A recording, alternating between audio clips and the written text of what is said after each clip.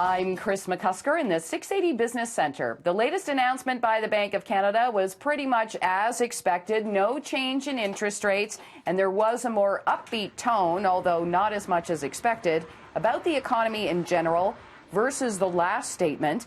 Central Bank says the current levels of accommodation are appropriate, and it expects to emerge from the recent slowdown, though trade risks have increased. It's also interesting to note there was no mention of any need for rate changes up or down, although investors are still betting on a cut in the next 12 months.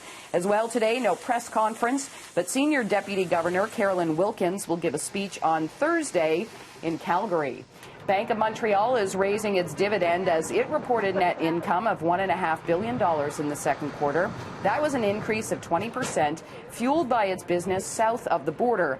Now, at the same time, BMO reported diluted cash earnings per share of $2.30. Analysts were expecting a profit of $2.33. The stock did start the day lower, but year to date, it's still looking at a gain of more than 10%.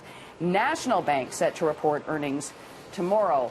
And on the flip side, it was a rough day for Canada Goose. That stock took a pounding after the retailer reported a rare revenue miss. Adjusted earnings per share for the fourth quarter came in better than expected, and the full year also beat expectations. But fourth quarter revenue was 1.7% below estimates.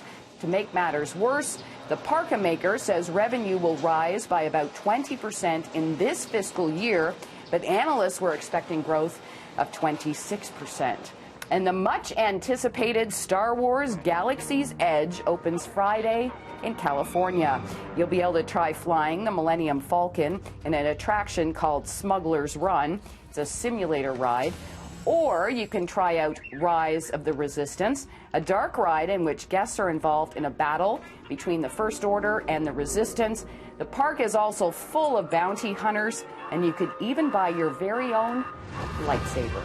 I'm Kris McCusker in the 680 Business Center for City News.